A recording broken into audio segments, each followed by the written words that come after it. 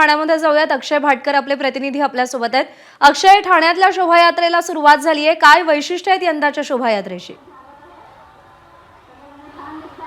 खूप वैशिष्ट्य आहेत प्रज्ञा, तुला माहितीच आहे ठाणेकर हे वैशिष्ट्यपूर्णच असतात आणि त्यामुळे ठाण्यामधल्या या शोभायात्रेमध्ये अनेक वेगवेगळे यावर्षीचे चित्ररथ आहेत आणि त्या चित्ररथातून वेगवेगळे संदेश देण्यात आलेले आहेत। मुख्यतः जर आपण मागे पाहिलं तर कोपनेश्वर न्यासाची जी मुख्य पालखी असते ती पालखी आता पुढे गेलेली आहे आणि पालखीच्या नंतर अतिशय शिस्तबद्ध पद्धतीने सगळे जे चित्ररथ आहेत ते निघतात। आता याच चित्ररथाच्या मध्ये सगळ्यात आधी बाईक रॅली असते आणि महिला ब्रिगेड जसं गिरगावला आहे त्याचप्रमाणे महिला ब्रिगेड या ठाण्यामध्ये देखील आहेत आणि ठाण्यातल्या महिला ब्रिगेडशी आपण संवाद साधूया।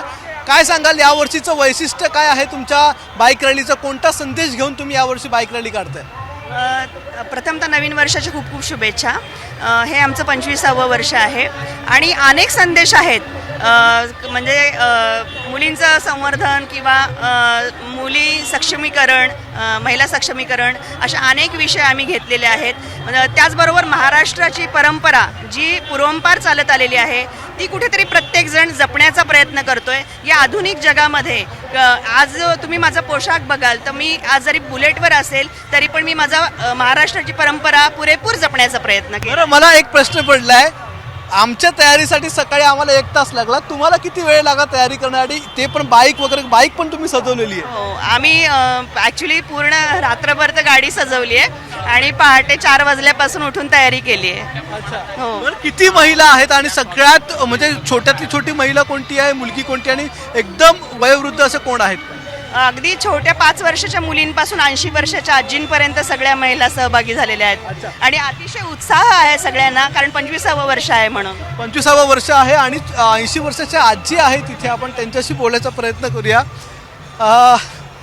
तुमच्याशी बोलायचंय, बाईक रॅलीमध्ये सहभागी झाला आहात, तुम्ही किती वर्षापासून ठाण्याच्या या शोभायात्रेमध्ये येत आहे? आज 3 वर्ष सतत मी येत आहे। मला आनंद वाटतो, या सगळ्या लेडीज बरोबर यांच्याबरोबर मला फिरायला किंवा आनंद उपभोगता येतो। काय वैशिष्ट्य वाटतं, म्हणजे एवढं सजून धजून सगळे येतात? आता आपली संस्कृती दिसते सगळी, एवढा आपली परंपरा संस्कृती हे सगळ्या ह्याच्यातनं देखाव्यातनं दिसते, त्याच्यामुळे आपले मान उंच होते की आमची संस्कृती बघा।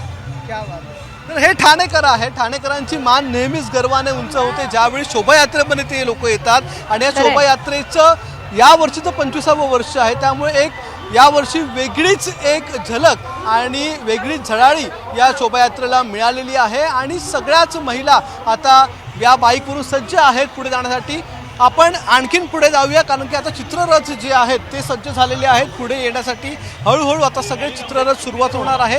आपण जर पाहिलं तर रौप्य महोत्सवी वर्ष हे कोपनेश्वर मंदिराचं, त्यामुळे कोपनेश्वर मंदिराकडून देखील एक चित्ररथ आहे। हा डमरू आहे इथे, या मोठा डमरू इथे करण्यात आलेला आहे, ज्या डमरूच्या माध्यमातून। बरोबर आहे अक्षय, वैशिष्ट्य खूप जास्त आहे ठाण्याच्या या शोभायात्रेची, जसं तू दाखवतोयस की इकडे एक डमरू साकारण्यात आलेला आहे। महिला ब्रिगेड अत्यंत उत्साहात या बाईक रॅलीसाठी, बुलेट रॅलीसाठी सज्ज झालेली आहे। आणखी वैशिष्ट्य ठाण्याच्या शोभायात्रेची तुझ्याकडून जाणून घ्यायची आहेत। एबीपी माझा, उघडा डोळे बघा नीट।